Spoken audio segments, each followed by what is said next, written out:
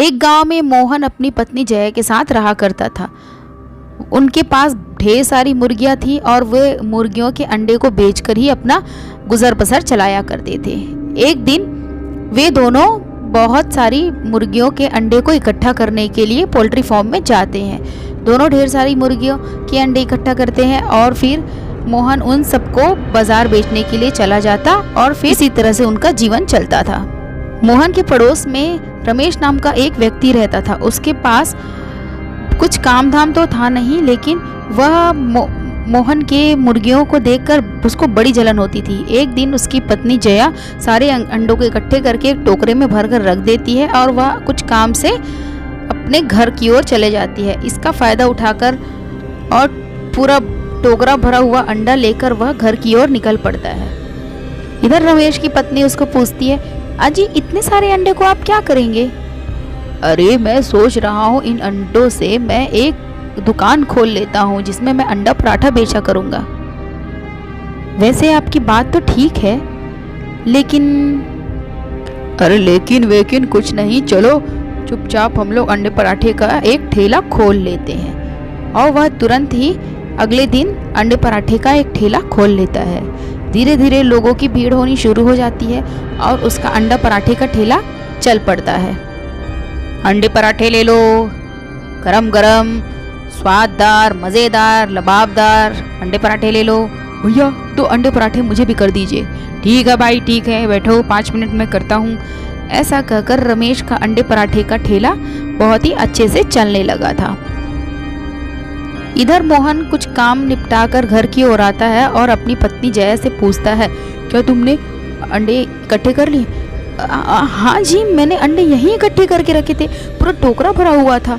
और इधर रमेश दिन भर में बहुत खूब अच्छी कमाई कर लेता है। वह सोचते सोचते उसको पता ही नहीं चलता कि जिस रास्ते लूटपाट होती है वह उधर ही पहुँच जाता है और रास्ते में 2 गुंडे उसको लूट लेते हैं और वह बोलते रह जाता है, तेरे पास जो भी माल होगा वह निकाल, चुपचाप निकाल। भाई मेरे पास तो कोई भी माल नहीं है। अबे हमसे शाणपत्ती नहीं करना, मेरे पास कुछ पैसे हैं वो तुम ले लो। ऐसा करते करते वो दोनों चाकू चलाते रहते हैं और गलती से हाथापाई के चक्कर में वह चाकू रमेश को जा लगता है और रमेश की वहीं पर ही मौत हो जाती है और रमेश एक भूत बन जाता है। उसका भूत बाहर आ जाता है और कहता है, अरे यार मैं तो एक भूत ही बन गया, चलो मैं घर की ओर चलता हूँ। और भूत को सामने देखकर उसकी पत्नी बहुत डर जाती है। ये तुम कौन हो? अरे भाग्यवान मैं ही हूँ, मैं भूत बन गया हूँ। मैं उस रास्ते से जा पहुँचा जहाँ पर लूटपाट होती है और लूटपाट के चक्कर में उसका चाकू मुझे लग गया और मेरी मौत हो गई। रमेश की पत्नी बड़ी ही लालची रहती है। वह इस बात के पीछे नहीं भागती कि उसका पति मर चुका है। वह सोचती है कि चलो इस भूत से ही मैं काम निकलवाती हूँ। ठीक है तुम भूत बन गए तो क्या हो गया, तुम मेरे सारे काम करते रहना। मैं तुम्हारे सारे काम करूँगा, तुम उसकी चिंता ना करो। चलो चुपचाप जाकर मैं पोल्ट्री फार्म से सबसे पहले मैं अंडे लेकर आ जाता हूँ। और रमेश का भूत पोल्ट्री फार्म जाता है और फिर वहाँ से सारे मुर्गियों के अंडे लेकर आ जाता है। और इधर जया और मोहन को यह भनक तक नहीं होती कि उनके घर चोरी होते जा रही है और वह चोरी और कोई नहीं, एक भूत कर रहा है। फिर अगले दिन सुबह रमेश नॉर्मल इंसान बनकर अंडा पराठा बेचने लगता है और इधर वे दोनों फिर से मुर्गियों के अंडे ना पाकर परेशान हो जाते हैं। अरे ऐसा ही चलता रहा तो हम तो रोड पर आ जाएंगे, हमको कुछ ना कुछ करना ही होगा।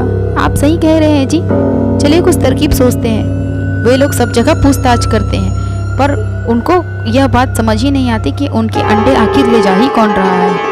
वे दोनों अंडे की चोरी से तंग आकर वो लोग एक तय करते हैं कि आज सारे अंडों में एक निशान बना जाए। वो दोनों क्रॉस का निशान बना जाते हैं और फिर रात होते ही मोहन का भूत वह लेकर चला जाता है। पर इधर रमेश सारे जगह ढूंढ लेता है, जितने जगह पर अंडे बेचे जाते हैं वह सारी जगह जाकर देखता है।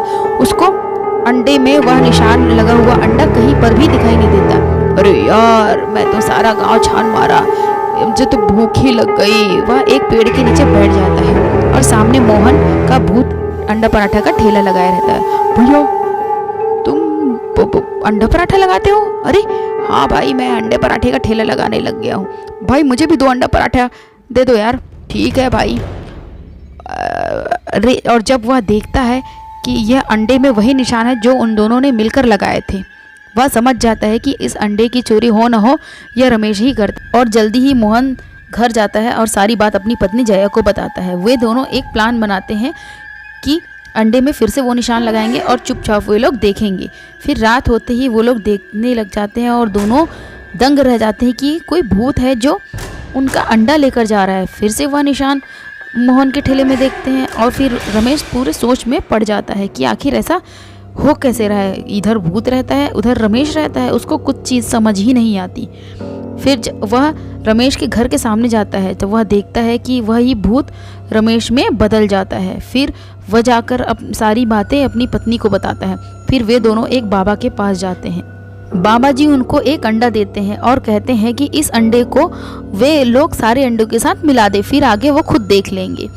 फिर मोहन और उसकी पत्नी ऐसा ही करते हैं। वे सारे अंडों के साथ मिला देते हैं और उस अंडे को वह भूत लेकर चले जाता है। जब अगली सुबह वह अंडा को फोड़ते रहता है तो उसमें आग की लपटें निकलती हैं। उसी आग की लपटों में वह समा जाता है और खुद ही एक अंडा बन जाता है। और फिर मोहन उस अंडे को घर लेकर आता है। कुछ दिन बाद से उसमें से चूजा निकलता है। और तुझे बहुत शौक था ना अंडे चुराने का, अब तो खुद एक चूजा बन गया, तू ही अंडा देगा अब। इस तरह से वह चोर से वो दोनों छुटकारा पाते हैं और उनका कारोबार फिर से अच्छे से चलने लगता है। कहानी अच्छी लगे तो मेरे चैनल को लाइक शेयर सब्सक्राइब करिए। आज का वीडियो देखने के लिए आप सभी दोस्तों का बहुत बहुत धन्यवाद।